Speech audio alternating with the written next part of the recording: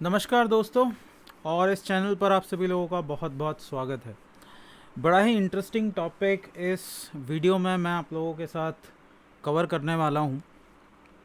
और कुछ दिनों पहले मैं गीता पढ़ रहा था और वहां पर कुछ चीज़ों का जिक्र किया गया था, जैसे मस्तिष्क क्या है या फिर मन क्या है। तो मुझे लगा कि मुझे इसके ऊपर एक वीडियो बनाना चाहिए और मुझे अपनी इंसाइट्स को, मुझे अपनी समझ को आप लोगों के साथ शेयर करना चाहिए। सो गीता जब भी हम लोग पढ़ते हैं तो उस चीज़ के अंदर, गीता के अंदर भगवान श्री कृष्ण ने बहुत सारे विषयों की चर्चा की है। उसी में से एक विषय है मस्तिष्क या फिर मन की चर्चा। मस्तिष्क के अंदर मन एक बहुत ही छोटा सा हिस्सा है, उसे हम लोग आज इस वीडियो के अंदर कवर अप करेंगे। लेकिन भगवान श्री कृष्ण गीता के अंदर उसे मन नहीं बुलाते, वो दूसरा शब्द उसकी जगह पर यूज़ करते हैं और हमें उसका ख्याल भी नहीं है। भगवान श्री कृष्ण के ज़माने में मन मन जो है वो आपको शायद पता नहीं है, पर ये बहुत नया शब्द है, हिंदी के अंदर बहुत नया शब्द है और कुछ 2-2.5 हज़ार साल पहले ही ये इस्तेमाल होना शुरू हुआ है। लेकिन भगवान श्री कृष्ण के समय में इसे मन नहीं बुलाया जाता था, इसे बुलाया जाता था प्रकृति। ओके, इसे प्रकृति बुलाया जाता था। सो हम इस चीज़ को समझेंगे कि आखिर हमारे ब्रेन में या फिर हमारे मस्तिष्क के अंदर ये प्रकृति कहाँ पर है। तो ये चीज़ मैंने आप लोगों को बता दी कि भगवान श्री कृष्ण जहाँ जहाँ पर प्रकृति शब्द का यूज़ करते हैं गीता के अंदर, वो किस चीज़ का रेफरेंस ले रहे हैं? वो ले रहे हैं मन का रेफरेंस। और मन के या फिर प्रकृति के वो तीन गुण बताते हैं। प्रकृति के वो तीन गुण बताते हैं कि अर्जुन से चर्चा करते हुए श्री कृष्ण कहते हैं कि अर्जुन, प्रकृति के तीन गुण हैं, रजस, तमस और सत्व। या इसे एक ऑर्डर के अंदर मैं रखूं तो वो इसे इस तरह से रखते हैं कि सत्व, सतोगुण, रजोगुण या फिर रजस, या फिर तमोगुण या फिर तमस। और यही तीन गुण जो हैं वो प्रकृति के अंदर खेलते रहते हैं और इसी से एक आदमी के कर्मों का निर्माण होता है। सो जनरली जब भगवान श्री कृष्ण प्रकृति की बात करते हैं तो लोग समझ लेते हैं, लोग जब इस शब्द प्रकृति को सुन लेते हैं तो वो सोचते हैं कि बाहर की बात शायद भगवान श्री कृष्ण कर रहे हैं। भगवान श्री कृष्ण बाहर की बात नहीं कर रहे हैं, वो हमारे ही अंदर की, हमारे ही मस्तिष्क की एक गुण की बात कर रहे हैं कि हमारे मस्तिष्क के अंदर तीन ऐसे हिस्से हैं जो जिन्हें सत्व बोल सकते हैं, रजस बोल सकते हैं और तमस बोल सकते हैं। और उन्हें ही हम समझने की कोशिश करेंगे कि ये तीन आखिर क्या हैं और ये किस तरह से काम करते हैं। ओके, और इनका क्या क्या काम है, क्या क्या इनकी प्रॉपर्टीज़ हैं, क्या क्या इनके लक्षण हैं, वो सारी चीज़ें हम लोग यहाँ पर समझने की कोशिश करेंगे। तो भगवान श्री कृष्ण हमारे ब्रेन को या हमारे मस्तिष्क को, या फिर अगर मैं बात करूं मनुष्य मस्तिष्क की, तो वो इसे कुछ भागों में तोड़ते हैं। ओके, सो मैं उनका दिया हुआ नाम नहीं सिलेक्ट करूंगा। मैं यहाँ पर इसे थोड़ा आसान बनाने के लिए यहाँ पर एक इमेजिनरी नेम ले रहा हूँ। मैं यहाँ पर बोलूँगा इससे section 1, section 2A, section 2B, section C, और उसके बाद है हमारे पास, सॉरी C नहीं, कंट्रोल Z, सेक्शन 3। मैंने C3 की जगह C लिख दिया, बट सेक्शन 4। ओके, सो मोटा मोटा हमारे ब्रेन को गीता जो है वो इन 5 सेक्शंस के अंदर डिवाइड करती है। ओके, सो यहाँ पर ये जो आप सेक्शन 1 देख रहे हैं ये फर्दर डिवाइडेड होता है 4 पार्ट्स के अंदर। बाकी के जो हमारे सेक्शंस हैं अभी उन्हें हम छोड़ देते हैं, इनकी चर्चा कभी हम बाद में करेंगे, बट फिलहाल अभी मैं इंटरेस्टेड हूँ इस सेक्शन 1 के अंदर। सो इसके अंदर 3 कंपोनेंट्स होते हैं। एक है हमारे पास आई सेंटर, मैं सेंटर इसको बोलूँगा। एक है आपका आई सेंटर, एक है आपका ई सेंटर, तीसरा है आपका एस सेंटर, और चौथा या फिर फोर्थ है आपका एम सेंटर। सो इसी आई सेंटर को मैं एक और नाम यहां पर दे सकता हूं, विच इज सत्वा। ये है हमारा रजस या फिर रजोगुण, और ये है हमारा तमस, और ये है फाइनली हमारा माइंड, या फिर मैं इसे क्या कह सकता हूं, और मैं इसे क्या कह सकता हूं, मन। ओके, सो इस सेक्शन 1 को अगर हम जोड़ें, इन चारों को अगर हम जोड़ें, तो ये जो सेक्शन 1 है ये ही हमारे लिए मन का या फिर माइंड का काम करता है, यही हमारे लिए मन का या फिर माइंड का काम करता है। सो इनको एक एक करके समझने की कोशिश करते हैं कि भाई ये क्या है और किस तरह से काम करते हैं। तो सबसे पहले है हमारा ये कौन सा सेंटर, हमारा आई सेंटर, ये वाला आई सेंटर। सो इस आई का मतलब बेसिकली क्या होता है, इस आई का मतलब है इंटेलिजेंस। इस आई का मतलब क्या है, इंटेलिजेंस, जिसे संस्कृत में उस समय बोला जाता था क्या, सत्व या फिर सतोगुण। सत्वा का मतलब ये नहीं है, हमें जो जनरली ऋषि महात्मा समझाते हैं वो क्या समझाते हैं, सत्वा का मतलब है सात्विक जीवन जियो, लहसुन प्याज वाला खाना मत जाओ, मंदिर जाओ, पूजा करो भगवान की। ये सत्वा नहीं है। सत्वा का मतलब है प्योर इंटेलिजेंस, प्योर इंटेलिजेंस, ऐसा इंटेलिजेंस जो सिर्फ जानना चाहता है चीज़ों को, ऐसा इंटेलिजेंस। आपके ब्रेन के अंदर एक ऐसा हिस्सा है जो सिर्फ चीज़ों को जानने में इंटरेस्टेड है, वो अच्छी हैं या बुरी उसे उससे कोई मतलब नहीं है, वो किसी के ऊपर जजमेंट पास नहीं करता, वो सिर्फ किस चीज़ को जानने, वो किस चीज़ में इंटरेस्टेड है, उसका काम है चीज़ों को जानना। इसी को हम बोलते हैं क्या, मन या फिर बुद्धि। इसी को हम क्या बोलते हैं, बुद्धि।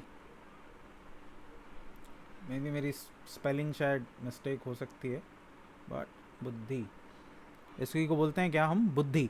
तो ये आपकी हेल्प करता है, ये है आपका, और इसको क्या बोलते हैं, ये है आपका कॉन्शियस माइंड, ये है आपका कॉन्शियस माइंड।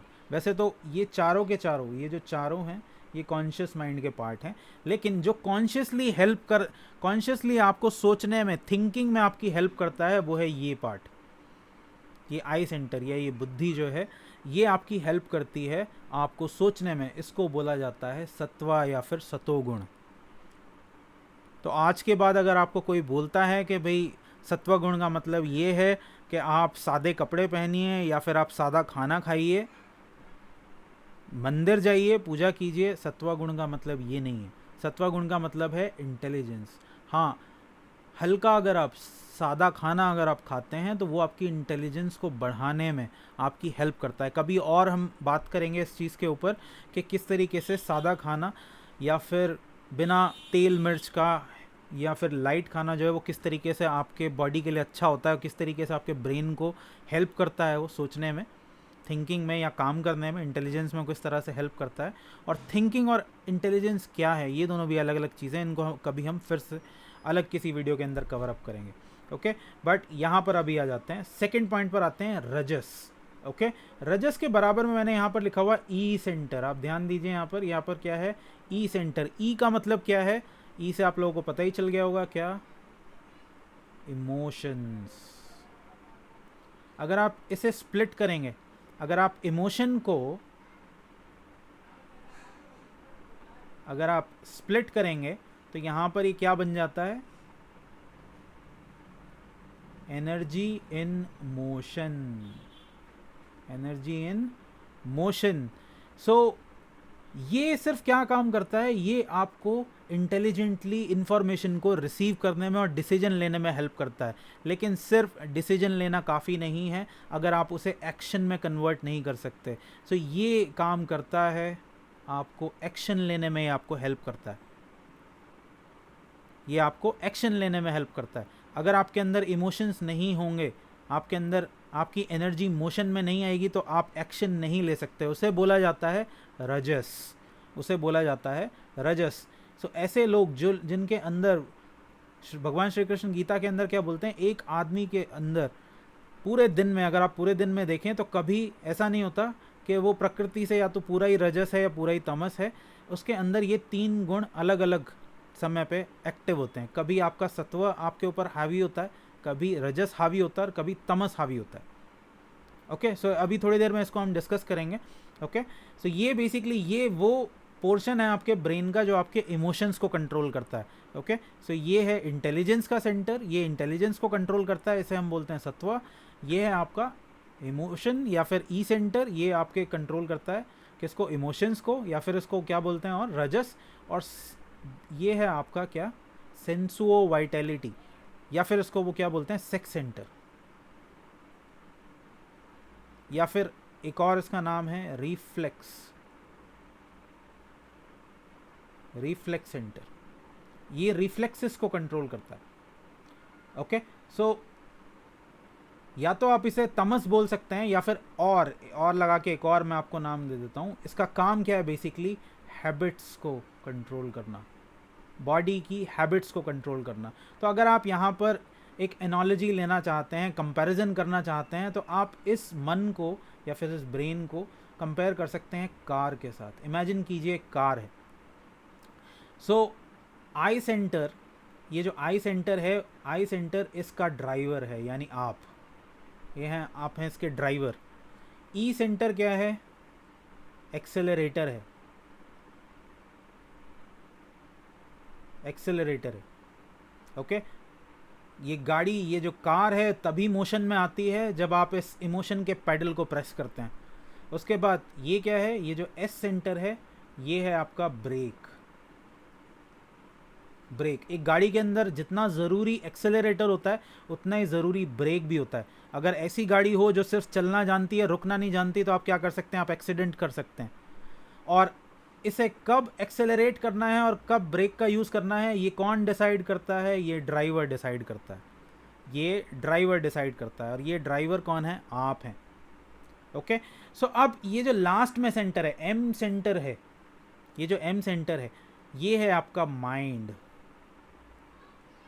और ये माइंड बेसिकली है क्या, इन तीनों का कैलकुलेशन, आई प्लस ई प्लस एस, इन तीनों को अगर जोड़ दें तो इन तीनों की एडिशन से, इन तीनों की इंटेंसिटीज से, इन तीनों का अपना अपना एनर्जी है, और अगर इन तीनों एनर्जीज को कंबाइन कर दिया जाए, इनके एनर्जी से जो डिसीजन आता है, उस डिसीजन को कंट्रोल, उस डिसीजन को कैलकुलेट करने का काम, उस डिसीजन को कैलकुलेट,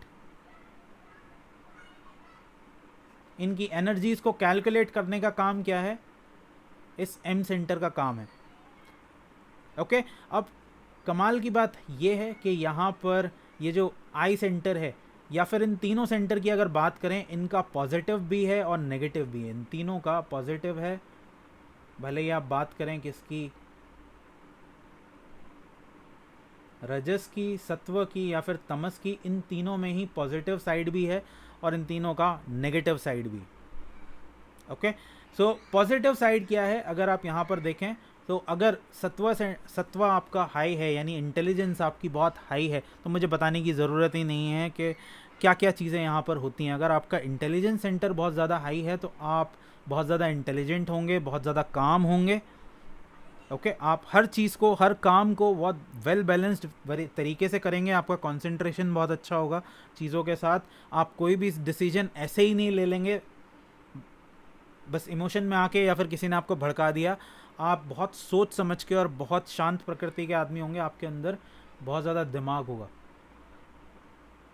ओके, सो ऐसे ही लोग जिनका आई सेंटर बहुत ज़्यादा हाई होता है, ऐसे लोगों को हम क्या बोलते थे, ऋषिज या फिर सेजेस।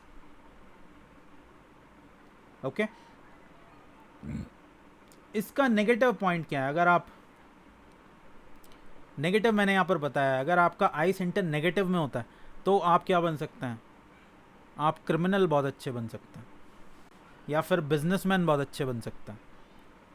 अगर आपका आई सेंटर पॉजिटिव में है तो आप एक सेज हो जाएंगे। अगर आपका आई सेंटर एक नेगेटिव फैक्टर के साथ चलता है तो आप बहुत अच्छे क्रिमिनल बन सकते हैं, या फिर बहुत अच्छे बिजनेसमैन बन सकते हैं। बिजनेसमैन और क्रिमिनल एक ही कैटेगरी में आते हैं। ओके, सारे नहीं, बट मोस्ट, जिनके अंदर भी बहुत ज़्यादा पैसा इकट्ठा करने की प्रवृत्ति होती है। बहुत ज़्यादा पैसा आप बिना क्राइम किए नहीं कमा सकते, that's a fact, we know it. Okay, now यहाँ पर आते हैं ई सेंटर के अंदर। यानी आपका इमोशंस का जो सेंटर है, अगर आप पॉजिटिव ई के साथ हैं, आपका आई सेंटर भी पॉजिटिव है, आपका ई सेंटर भी पॉजिटिव है, तो इससे आपको काम करने की शक्ति मिलती है। आप बड़े बड़े गोल्स को, आप बड़े बड़े गोल्स बना सकते हैं और बड़े बड़े गोल्स को अचीव कर सकते हैं। लेकिन अगर आपका जो ई सेंटर है अगर नेगेटिव है, तो आप नेगेटिव जितने भी इमोशंस हो सकते हैं आप उन्हें सोच लीजिए। अगर पॉजिटिव इमोशंस की बात करें तो आप बहुत ज़्यादा एक्साइटेड होंगे, बहुत ज़्यादा एंथुजियास्टिक होंगे, बहुत पॉजिटिव पर्सन होंगे, बहुत खुश पर्सन होंगे। लेकिन अगर आपका ई सेंटर हाई है तो आप बहुत ज़्यादा डिप्रेस्ड होंगे। जितना भी डिप्रेशन है, एंजाइटी है, मेंटल डिसऑर्डर्स हैं, वो सब यहीं से आते हैं। गुस्सा है, एंगर, जेलसी, इसलिए इमोशंस अगर नेगेटिव हैं बहुत ज़्यादा आपके अंदर, तो आप बहुत ज़्यादा, ये आपको बहुत ज़्यादा काम नहीं करने देंगे। सिर्फ पॉजिटिव इमोशंस के साथ ही आप काम कर सकते हैं। और एक आदमी के अंदर ये दोनों ही चीज़ें होती हैं, और ऐसा नहीं है कि किसी के अंदर ये चीज़ फिक्स्ड है।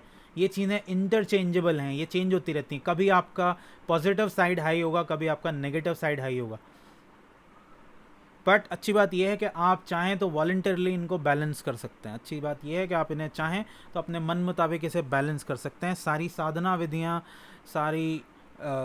बहुत सारी साधना हैं जो या फिर टेक्निक्स हैं जो बताई गई हैं अपने मन को कंट्रोल करने के लिए। ओके, देन उसके बाद यहाँ पर तमस है। अगर आप तमस को देखें, तमस क्या है, एक ब्रेक की तरह काम करता है। अगर आप बहुत ज़्यादा काम करते हैं तो तमस आपको हेल्प करेगा रेस्ट करने में। आप सो पाते हैं किसकी वजह से, इस तमस की वजह से या फिर इस एस सेंटर की वजह से। अगर ये नहीं होगा तो आप सिर्फ काम ही काम करते रहेंगे, आप सो नहीं पाएंगे, आप रेस्ट में नहीं जा पाएंगे बेसिकली। तो इसका पॉजिटिव साइड क्या है कि ये आपको रेस्ट में जाने देता है। इसका नेगेटिव साइड क्या है, इसका नेगेटिव साइड ये है कि जितनी भी बॉडी के अंदर जितनी भी हैबिट्स क्रिएट होती हैं, नेगेटिव हैबिट्स, ये आपको हैबिट्स क्रिएट करने में हेल्प करता है। ये बॉडी की हेल्प करता है क्या, हैबिट्स को क्रिएट करने में। और मुझे ये बताने की ज़रूरत नहीं है कि आदतें या फिर हैबिट्स दोनों ही तरह की हो सकती हैं, पॉजिटिव भी और नेगेटिव भी। ओके, सो एक पॉजिटिव हैबिट क्या हो सकती है, आप सुबह जल्दी उठते हैं, आप एक्सरसाइज करते हैं, आप हेल्दी खाते हैं, आप टाइम के बहुत पक्के हैं, आपको अपने और दूसरों के टाइम की बहुत कीमत है। ये सब क्या है, अच्छी आदतें हैं। लेकिन on the other hand negative habits क्या हो सकती हैं, आपको हो सकता है आपको स्मोकिंग की हैबिट हो, आपको ड्रिंकिंग की हैबिट हो, आपको ज़बरदस्ती खाने की हैबिट हो सकती है। सिर्फ भूख नहीं भी लगी है तो भी आप टेस्ट के लिए अगर खाए जा रहे हैं, तो वो क्या है कि टेस्ट बहुत अच्छा लग रहा है, पेट भले ही भरा हुआ है, वो क्या है, वो भी एक हैबिट है। और वो कहाँ से आता है, इस तमस से आता है। और इसका नेगेटिव साइड क्या है, आप बहुत ज़्यादा आलसी होंगे, बहुत ज़्यादा सुस्त होंगे, आपको काम करने का मन नहीं करेगा, क्योंकि ये जो सेंटर है अगर वो हाई है तो ये आपको कुछ भी करने नहीं देगा। नाउ इसमें सबसे मोस्ट इम्पॉर्टेंट चीज़ जो है वो ये है कि इन सब के अपने एनर्जी लेवल्स हैं। और अभी जिस कंडीशन में हम जीते हैं, हमारा जो सत्वा है वो सबसे लो है। इमोशंस हमारे क्या हैं, हाई हैं। और जो हमारा तमस है या जो हमारा रिफ्लेक्स या फिर हैबिट का जो सेंटर है वो सुपर हाई है, सुपर इंटेंस है। इसलिए अगर आपको गलती से किसी भी चीज़ की आदत पड़ गई है, जो लोग स्मोकिंग करते हैं वो अच्छे से समझ पाते हैं कि स्मोकिंग करना कितना क्विट होता है। किसी भी आदत को छोड़ना कितना मुश्किल है, किसकी वजह से, इसी वजह से, क्योंकि हमारी बॉडी जो है ये डायरेक्टली बॉडी के साथ कॉन्टैक्ट है इसका। और हमारी बॉडी जो है वो सीखने के लिए बनी हुई है, चीज़ों को सीखने के लिए बनी हुई है, क्योंकि हमारी बॉडी क्या है, एक मशीन है। तो अगर ये मशीन कुछ ऐसा सीख लेती है जो अच्छा नहीं है, तो उसे अनप्रोग्राम करना, उसे रीप्रोग्राम करना बहुत मुश्किल काम है। एक आदत को बनाना उतना मुश्किल नहीं है जितना मुश्किल है उस आदत को चेंज करना, बिलीव मी। और अभी हमारी जो हैबिट है वो कैसी है, आदतों के हिसाब से चलने की और इमोशंस के हिसाब से चलने की। इंटेलिजेंस काइंड ऑफ, आपकी इंटेलिजेंस के ऊपर आपके इमोशंस का और आपकी हैबिट्स का राज चलता है। इसलिए आपकी जो बॉडी है उसको ड्राइव की, या तो आपके इमोशंस ड्राइव करते हैं या फिर आपकी हैबिट्स उसे चलाती हैं। इमोशंस के अंदर भी दो बहुत प्रोमिनेंट इमोशंस हैं, या तो आप ग्रीड, लालच के थ्रू कोई काम करते हैं, आपको लालच दिया जाए कि अगर आप ये काम करेंगे तो आपको ये मिलेगा, गोल्स, मैं इसको गोल्स भी बोल सकता हूँ, या फिर और हम फियर के अंडर में ज़्यादातर काम करते हैं। फियर से मतलब क्या है कि अगर मुझे ये नहीं मिला, अगर मुझे नौकरी नहीं मिली तो अपने बिल्स मैं कैसे पे करूँगा, अगर मेरे पास पैसा ख़त्म हो गया तो मैं अपने काम कैसे करूँगा, अगर मुझे मेरा बिजनेस अच्छा नहीं चला तो मेरे फ्यूचर का क्या होगा। या तो हम ज़्यादातर टाइम लालच में किसी काम को करते हैं या फिर डर में किसी काम को करते हैं। और ये लालच और डर कहाँ से आता है? इसी सेंटर से आता है, क्योंकि ये आपके कंट्रोल, ये जो आपका ई सेंटर है, इमोशन सेंटर है, वो आपके कंट्रोल में है ही नहीं। ओके, और बाय चांस अगर आप किसी तरीके से इन दोनों को कंट्रोल कर भी लें तो इनसे सबसे ज़्यादा जो सुपर पावरफुल है वो है आपका ये एस सेंटर। तो अगर आपने कोई भी ऐसी आदत डाली हुई है, वैसे तो सारी आदतें ही, कोई भी आदत सही आदत नहीं होती, सारी आदतें ही खराब होती हैं। आदत का मतलब है कि आपने पूरी तरीके से अपने आप को ऑटोमेशन पर डाल दिया, जस्ट लाइक एक मशीन काम करती है। आदत का मतलब है एक रिपीटेड पैटर्न, आप एक रिपीटेड पैटर्न के अंदर ही घूम रहे हैं, और अगर आप एक रिपीटेड पैटर्न में घूम रहे हैं तो आप बहुत जल्दी फ्रस्ट्रेट हो जाएंगे। आप कॉन्शियसली, हैबिट का मतलब ये है कि आप कॉन्शियसली अपने डिसीजंस नहीं ले रहे हैं, सोच समझ के अपने डिसीजन नहीं ले रहे हैं, आपने सिर्फ अपनी बॉडी को एक पैटर्न में घूमने के लिए प्रोग्राम किया हुआ है। इसका सबसे अच्छा अगर आपको एग्जांपल देखने का मिल सकता है तो वो हैं दो लोग, एक हैं पुलिस वाले और दूसरे हैं फौजी।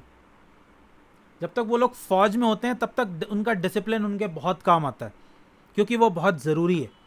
एक फौजी का और एक पुलिस वाले का डिसिप्लिन होना बहुत ज़रूरी है, लेकिन क्योंकि उन्हें डिसिप्लिन की इतनी ज़्यादा आदत पड़ चुकी होती है कि जब वो रिटायर होते हैं अपनी जॉब से, तब भी वो बहुत स्ट्रिक्टली फॉलो करते हैं उसे। किसको? डिसिप्लिन को। मैंने किन लोगों की, PLIN, ओके, किन लोगों की मैंने बात की? मैंने दो लोगों की बात की यहाँ पर। एक तो हैं सोल्जर्स, आर्मी के हो सकते हैं, नेवी के, एयरफोर्स के, या फिर पैरामिलिट्री फोर्सेस के, ये सोल्जर्स। दूसरा पुलिसमैन। ओके, तो हमें पता है कि इन लोगों का फील्ड वर्क बहुत ज़्यादा होता है, इसलिए इनको बॉडी में स्ट्रेंथ चाहिए होती है, इन लोगों को बहुत ज़्यादा डिसिप्लिन होना होता है। लेकिन कब, किस टाइम? ड्यूटी के टाइम पे।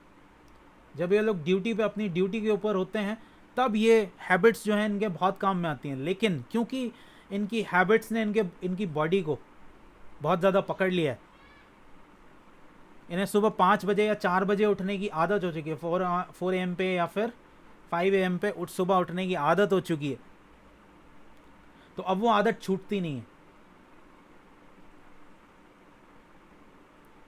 मैं ये नहीं कह रहा हूँ कि सुबह उठना ख़राब है, इस चीज़ को समझने की कोशिश करना। मैं ये नहीं कह रहा हूँ कि सुबह उठना ख़राब है, सुबह उठना बहुत अच्छी बात है अगर आप सुबह अर्ली मॉर्निंग उठ जाते हैं। लेकिन अगर आप आदत से मजबूर होके सुबह उठ रहे हैं, जब तक आप ड्यूटी के अंदर थे तब तक ये बहुत अच्छी थी, लेकिन अगर आप रिटायर हो गए, स्टिल आप 4 AM पे इसलिए उठे चले जा रहे हैं कि आपको आदत पड़ चुकी है, तो ये ख़राब है। ये क्यों ख़राब है? क्योंकि ये एक पैटर्न है, ये सिर्फ एक हैबिट पैटर्न हो चुका है। इसका मतलब ये है कि आप मशीन की तरह एक्ट करे जा रहे हैं बिना सोचे समझे, इसमें आपका कोई कॉन्शियस डिसीजन नहीं है। अगेन मैं ये चीज़ बोलूँगा, इस चीज़ को बहुत अच्छे तरह, इसको बड़ी आसानी से गलत समझा जा सकता है, बट मैं आप लोगों का फिर भी ध्यान इस तरफ लेके जाना चाहूँगा कि सुबह 4 बजे उठना या 5 बजे उठना कोई ख़राब बात नहीं है। लेकिन अगर आप आदतन ऐसा कर रहे हैं तो ये अच्छा नहीं है, क्योंकि आदत होने का मतलब क्या है? आप सोच समझ के किसी काम को नहीं कर रहे हैं, आप एक मशीन हो गए। मशीन को सोचने समझने की ज़रूरत नहीं पड़ती, मशीन को आप सेट कर दीजिए, वो एक ही पैटर्न के अंदर घूमती रहती है, इसलिए मशीन को दिमाग की ज़रूरत नहीं पड़ती। ओके, सो काफ़ी सारी चीज़ें हम लोगों ने यहाँ पर डिस्कस कर ली हैं। ओके, सो आई होप कि आप लोगों को इन तीनों सेंटर्स का जो काम है वो समझ में आ गया होगा कि भाई जो हमारा सत्व है, रजस है और तमस है, वो क्या काम करते हैं। अब मैंने बताया कि इन तीनों की अपने अपने एनर्जी लेवल्स होते हैं। इस एम सेंटर, ये जो मनस है या फिर जो माइंड है, इसका काम है इन तीनों को। अब आप डिसीजन कैसे ले पाते हैं, किसी भी काम का डिसीजन कैसे ले पाते हैं, वो है, उसका कारण है ये जो माइंड है आपका, ये जो एम सेंटर है।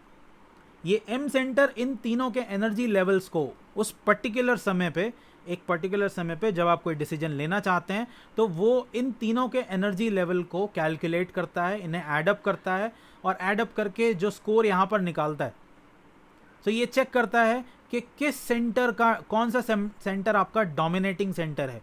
इस समय आपका सत्वा जो है वो हाई है, सत्वा की एनर्जी हाई है, रजस की एनर्जी हाई है, तमस की एनर्जी हाई है। उसमें भी आपकी पॉजिटिव, उस टाइम पे पॉजिटिव एनर्जी हाई है कि लो एनर्जी हाई है, आपका पॉजिटिव ज़्यादा हाई है या फिर लो एनर्जी, लो साइड जो है, नेगेटिव साइड जो है वो हाई है। और जैसा भी स्कोर यहाँ पे निकल के आ जाता है वही एक्शन यहाँ पर अप्लाई हो जाता है, वैसा ही एक्शन आप करने लगते हैं। फॉर एग्जाम्पल इसको समझने की कोशिश करते हैं। लेट्स सपोज आप क्या करना चाहते हैं, आप एक कंपटीशन की तैयारी करना चाहते हैं और आप बहुत डेडिकेटेडली तैयारी करने के बारे में प्लान कर रहे हैं। तो इस सत्वा का काम क्या है, इसका काम है सिर्फ प्लानिंग करके देना। आप प्लान कर लेते हैं, आप बहुत अच्छे से प्लान कर लेते हैं कि भाई मैं सुबह उठूँगा, मैं इतने बजे सुबह उठूँगा, दिन में इतने घंटे में पढ़ाई करूँगा। लेकिन अगर आपका जो इमोशन है वो नेगेटिव में है, वो आपका साथ नहीं देता, वो आपको ये डर दिखा देता है कि अगर आप ठीक है इतनी मेहनत कर रहे हो, आप डेली 8 घंटे पढ़ाई कर रहे हो, 12 घंटे 10 घंटे पढ़ाई कर रहे हो, लेकिन अगर नहीं हुआ सिलेक्शन तो क्या होगा भाई? किसी भी एग्ज़ाम में ये पॉसिबिलिटी बन सकती है ना। तो ये क्या है, ये एक तरह का डर है, ये एक तरह का नेगेटिव इमोशन है कि नहीं हुआ तो क्या होगा। तो आपका जो सत्वा है उसको ये जो रजस है वो टेक ओवर कर जाएगा, वो इसको बोलेगा कि यार बैठ आराम से, कुछ करने की ज़रूरत नहीं है। समटाइम्स आपने देखा होगा कि आप प्लान करते हैं लेकिन आप उसे करते नहीं हैं काम को, और ज़्यादातर टाइम यही होता है कि आप प्लानिंग तो बहुत अच्छी कर लेते हैं, प्लानिंग कर लिया, सब कुछ सेट है, लेकिन जब भी आप करने के लिए जाते हैं तो आपका उस चीज़ में मन ही नहीं लगता। क्यों? क्योंकि आपका इमोशन आपका साथ ही नहीं दे रहा है। और जब तक आपका जो इमोशन है वो आपका साथ नहीं देगा तब तक आप किसी भी काम को कर नहीं सकते, अपने गोल को आप अचीव नहीं कर सकते। और आपका जो इमोशन है ये एक बच्चे की तरह है, इसे सिर्फ करना आता है, इसको ये बुद्धि नहीं है, इसके पास अपनी बुद्धि नहीं है, इसको ये नहीं पता कि क्या करना सही है और क्या करना गलत है। इसे सिर्फ इतना पता है कि कर दो, डर फैला दो, डर से फ़ायदा हो रहा है या नुकसान हो रहा है इसे इससे मतलब नहीं है। कभी मैं अब डिस्कस करूंगा इसके बारे में खुल के कि क्यों ऐसा है, ये ऐसा करता क्यों है, या इसको आप किस तरीके से हैंडल कर सकते हैं, इनकी सिचुएशन को आप किस तरीके से हैंडल कर सकते हैं। ओके, उसके बाद अगर आप किसी तरीके से इससे टेक ओवर कर भी जाते हैं, आपने अपने इमोशन को साध लिया, आपने अपने इमोशन को मना लिया और आप पढ़ने बैठ भी है कंसंट्रेशन के साथ, तो अभी भी ये बाकी है, एस सेंटर बाकी है। हो सकता है अब आपकी हैबिट एक्टिवेट होना शुरू होंगी। अगर आपने इमोशन को टेक ओवर कर भी लिया तो आपकी हैबिट्स एक्टिवेट होना शुरू हो जाएंगी। हो सकता है आपको आदत हो व्हाट वेब सीरीज़ देखने की, बिंज वॉचिंग की, या फिर आपको यूट्यूब देखने की आदत हो। ओके, सो आप जैसे ही पढ़ने बैठते हैं, आप पढ़ने के लिए फुल मूड में भी हैं, लेकिन तभी आपको लगता है कि चलो यूट्यूब पे एक वीडियो देख लेता हूँ या फिर एक एपिसोड देख लेता हूँ किसी भी वेब सीरीज़ का और फिर मैं पढ़ना शुरू करूँगा। लेकिन जैसे ही आप देखना शुरू करोगे तो ऐसा कभी नहीं हुआ कि आप एक एपिसोड पर रुक जाओ, या यूट्यूब में एक वीडियो देखने के बाद आप रुक जाओ।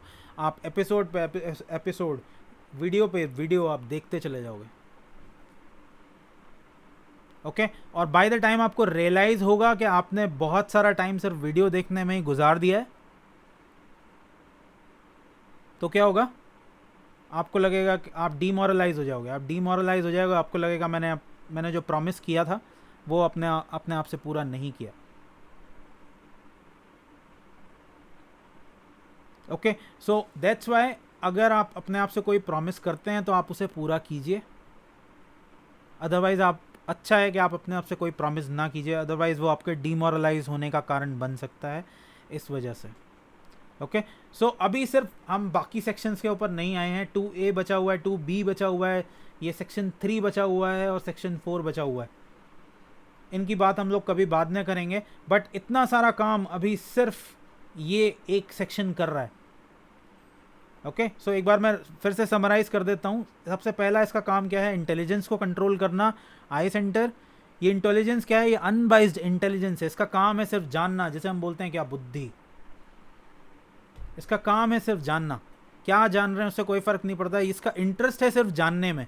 आपने बच्चों को देखा, बच्चों का आई सेंटर, जो छोटे बच्चे होते हैं उनका आई सेंटर बहुत हाई होता है। तो बच्चे कितने क्यूरियस होते हैं। अगर आपका आई सेंटर हाई होगा तो आपके अंदर क्यूरियोसिटी बहुत ज़्यादा होगी चीज़ों को जानने की। बच्चों को इससे मतलब नहीं होता चीज़ें कैसी हैं, बट वो उसे जानने में इंटरेस्टेड होते हैं। इवन वो आग से भी, ऊंचाई से नहीं घबराते, आग से नहीं डरते, ऐसी चीज़ों से भी नहीं डरते बेसिकली जो उन्हें नुकसान पहुंचा सकती हैं। ओके, सो अगर आपका आई सेंटर हाई है तो आप बहुत ज़्यादा क्यूरियस होंगे। देन ई सेंटर है जो किसको कंट्रोल करता है? इमोशंस को कंट्रोल करता है। अगर आपका इमोशंस हाई है, पॉजिटिव साइड उसकी हाई है, तो आप बहुत ज़्यादा खुश मिजाज होंगे, आप बहुत ज़्यादा एंथुजियास्टिक होंगे, आपके अंदर एनर्जी होगी कि आप अपने गोल्स, टारगेट्स को अचीव कर पाएँ। एंड देन ये है हमारा एस सेंटर, या फिर आप इसे हैबिट का सेंटर बोल सकते हैं, या फिर रिफ्लेक्स सेंटर बोल सकते हैं। इसका काम है हैबिट्स क्रिएट करना, या फिर आपको रिलैक्स मोड में लेके जाना। जब भी बॉडी बहुत ज़्यादा काम करके थक जाती है, बहुत ज़्यादा फिजिकल वर्क करके थक जाती है, तो ये उसे रेस्ट कराने में हेल्प करता है।